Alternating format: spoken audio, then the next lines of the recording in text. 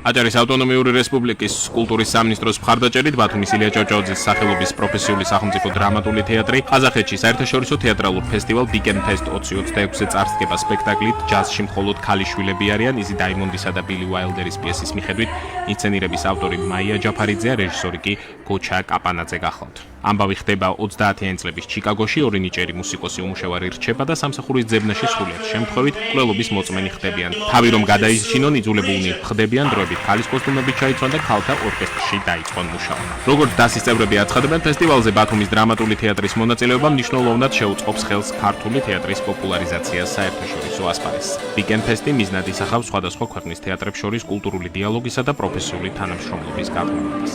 Weekend Fest-ი გაიხსნა საზეიმოდ, საოცარი დახვედრა, საოცარი მასპინძლობა, საოცარი ატმოსფერო.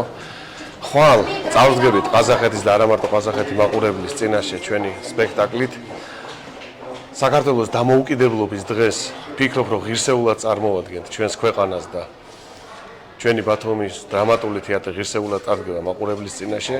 და აი ამ ემოციისთვის, რასაც განვისთი მე პირადად და მთელი ჩვენი თეატრი, ძალიან დიდი მადლობა მინდა გადაუხადო აჭარის კულტურის სამინისტროს. არის შესანიშნავი ატმოსფერო, ძალიან კარგი დარბაზია, შენობაა, მე არ ველოდებოდი და ძალიან შესანიშნავად მიგვიღეს, ძალიან ბევრი კოლექტივია, მათ შორის უზბეკეთი, თურქეთი, თავისთავად ყაზახეთი, ჩვენ ქართველები და ვფიქრობთ, რომ შესანიშნავი მიღებაც იყო და შესანიშნავი სპექტაკლსაც ვაჩვენებთ სულ მოკლე ხანში ჩვენს ყაზახ და არა მარტო ყაზახ მაყურებელს.